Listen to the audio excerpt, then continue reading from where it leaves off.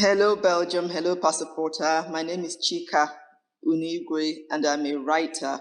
I lived in Belgium for many years, and I now live in Atlanta, Georgia, from where I'm recording this.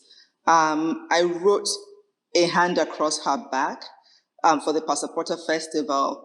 And A Hand Across Her Back is a story about home and belonging and identity and grief in the time of COVID. We've all found ourselves in this global pandemic where we're all sort of locked up in our individual bubbles. Things have changed. And the pandemic got me thinking a lot about social interaction, time. Time has sort of seemed to slow down because of the pandemic. Everything is upside down. And I wanted to write a story that explored all of that. A Hand Across Her Back. When Busonma left the house, she wasn't going to go to the cemetery. She hadn't been since the funeral. Her intention had been to drive to Walmart to stock up on toilet paper. At the very beginning of the pandemic, she hadn't panicked. Not about running out of water, not about running out of paper, not about Cheta. Now, she was at the Walmart or Kroger or Costco every other day, buying things she already had in abundance, worried that she would wake up one day and there would be rows and rows of empty shelves in stores. It wasn't like it hadn't happened before.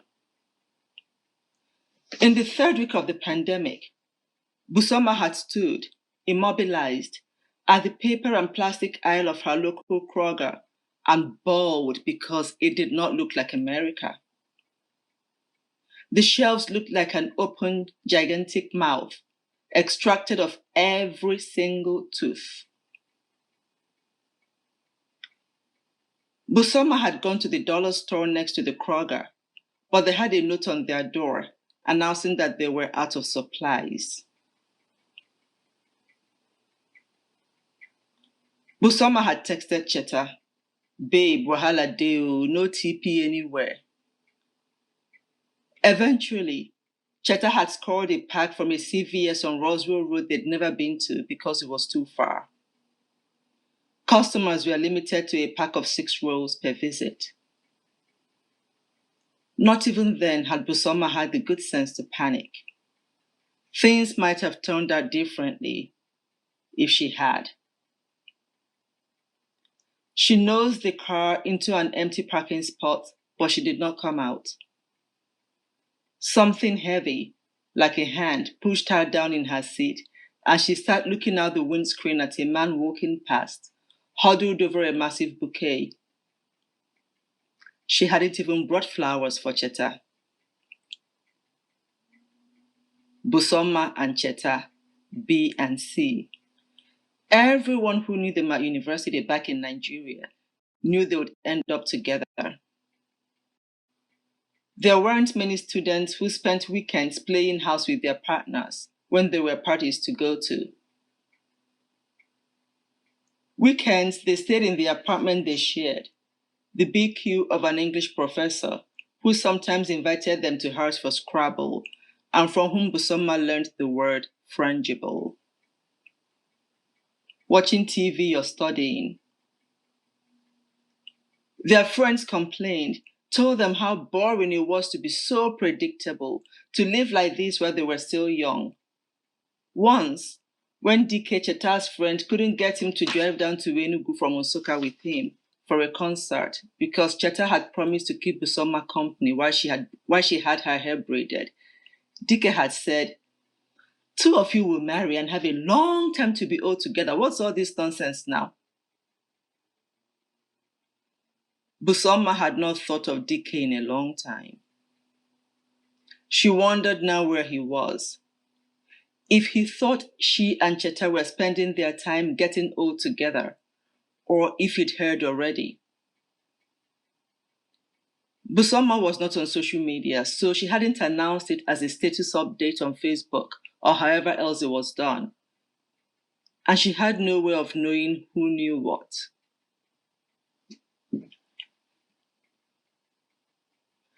After Cheta died, Busonma's mother had asked her if she wanted to come back home for a while.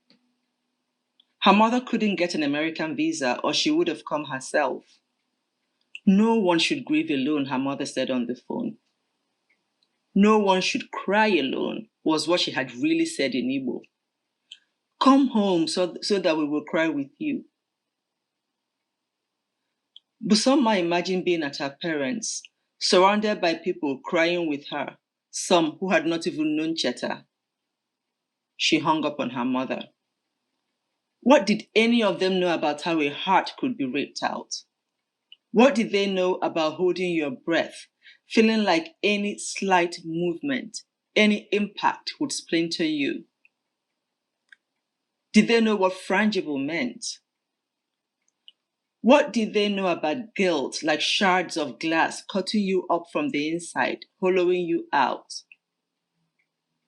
And what did her mother mean by come home? She was already in her own home, a house she and Cheta had chosen. When they moved in, they had walked through every room, marveling at the fortune that had made them owners of this beauty with gleaming wooden floors in every room, except in the basement with its mini theater and soundproof walls. That was their favorite room, and they would often sit there eating popcorn, pretending they were on a date at a cinema. Since Cheta's death, the house seemed to have constricted, grabbing her in a chokehold so that she could not breathe.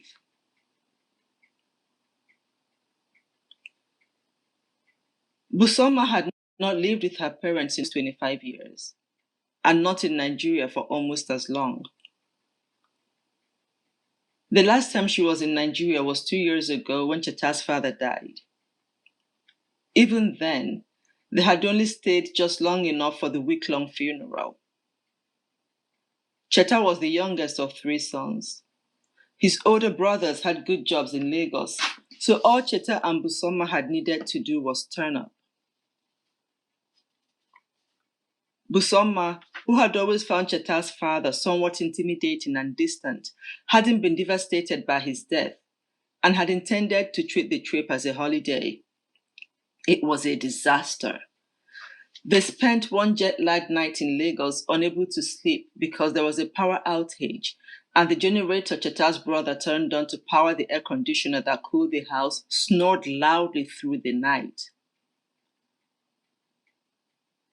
They had flown into Enugu the next morning, had an early lunch with Busonma's parents, and driven down to Cheta's village, where they spent a week welcoming mourners.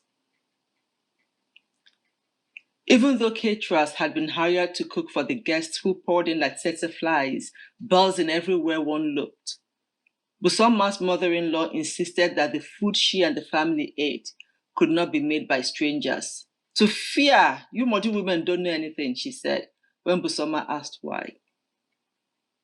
Later, she told Busonma of how her own mother had been poisoned at her uncle's funeral by someone who slipped strong medicine in her food.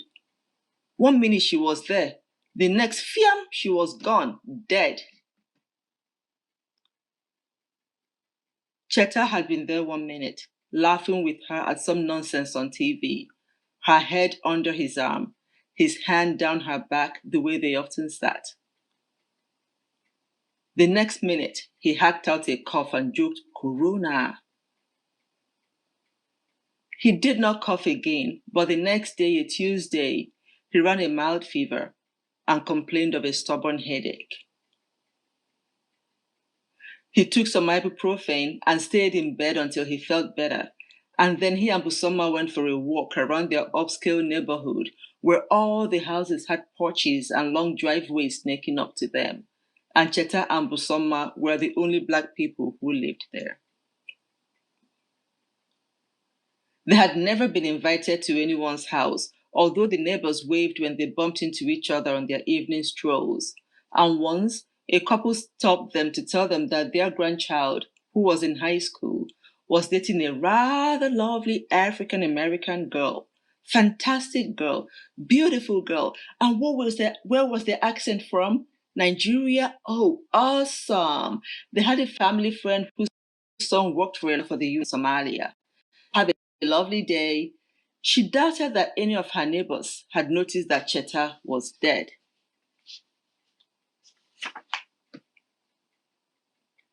Cheta's fever came back on Thursday, and on Friday, when his COVID test turned inconclusive, Busonma had not panicked. If he had COVID, then she should too, but she was fine. When Cheta woke her up early on Sunday and panted that he could not breathe, she had driven him to the hospital. She had listened as if underwater as the doctor told her his organs were failing, said something about sepsis, said something about infection in the lungs, said something about acute respiratory distress syndrome, said something else she could not decipher, and something else, and something else. The doctor's voice came to her distorted, a whoosh, whoosh, whoosh hitting her face. By Sunday night, Busonma had become widowed. A Christmas bubble thrown from a height, shattered. She had been too numb, too bewildered to cry, too eaten up with guilt. Cheta's death set her adrift. She could not tell how she got home, or how in the days that followed she slept or woke up or made the phone calls that she had to. Cheta's mother had expected Busonma to bring his body back to be buried beside his father in the family compound. The way things were done. The news was relayed to Busonma by Cheta's eldest brother, Brother Azi, because he was the oldest and also the only one who was strong enough to talk without breaking down. It's the tradition, you know, he told Busonma, as if she too were not Igbo. She understood tradition. She would accompany his corpse back to his village, submit herself to having her hair shaved off, to wearing only black or white for 6 months. She would be made to receive guests for a week. Most of them would be people she didn't even know. She'd lived so long abroad that everyone she knew in Nigeria was somewhere else too. Fuck it, she told Brother Azi, startling him with her cousin. I bury him in Nigeria and I come back here empty-handed. She did not say that she could not face them yet. Not with the guilt hallowing her head. I understand, Brother Azi said. You do what you have to do. I'll talk to Mama. The kindness in his voice made her cry, tears glazing her face in a way they hadn't in the 2 days since Cheta's death. In the past, when husbands died of unnatural causes, their widows were made to drink the water in which their corpses were washed to prove that they had no hand in the death. There was nothing natural, Busonma thought, about her husband's death.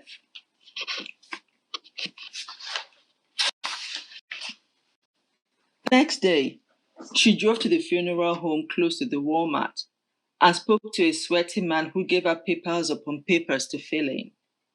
Where had Cheta worked? What were his parents' names?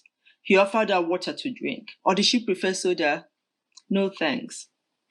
Did she want to buy a single plot or a double plot? It was easier that way. When she died, she could lie next to him. When she said double, he smiled at her as if she had given the only correct answer and said, Great, get that out of the way now. She had wanted to stand up and walk out. There was nothing great about any of it. Not buying a plot to bury the man you had expected to grow old with. Not being the reason he died. Later, when the death toll increased and she saw pictures of mass graves in New York, she had thought how lucky it was that they had not ended up in New York. Maybe that was what it meant to have a silver lining behind every dark cloud. Busonma and Cheta had relocated to the United States the year they got married. They had chosen Atlanta over New York for the weather and its relative cheapness.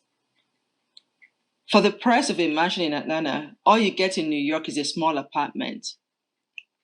Atlanta too had African stores and restaurants and so many Nigerians, it was almost like being back home. That's why I moved here from Boston. If you wanted to be back in Nigeria, why don't you go back? Busonma had asked this her husband's cousin, who had been living in the United States since the late 80s, since Cheta was a child. He had made enough money he could retire to Nigeria and live comfortably. The man had laughed and wagged a finger at Busonma, saying, "You, eh? You, eh?" As if Busonma were a child deliberately being facetious. But she was genuinely curious.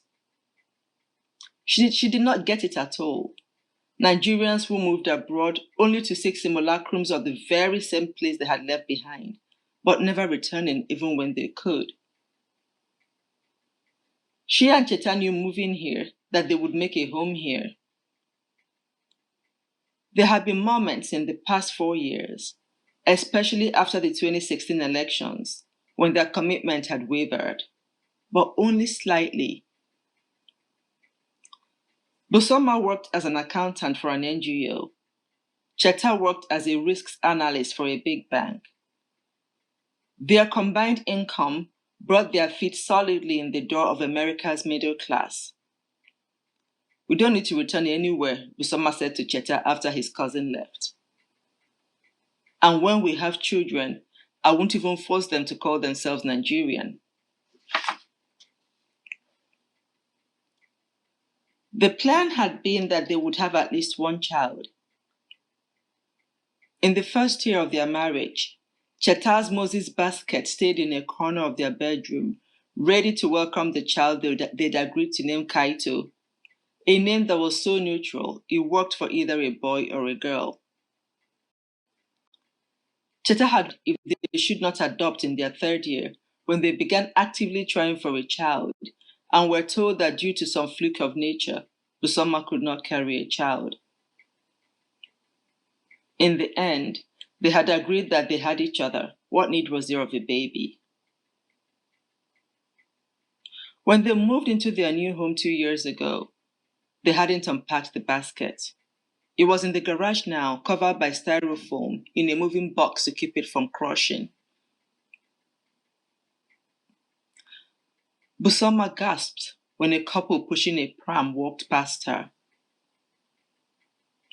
The top of the pram looked exactly like a replica of Cheta's basket.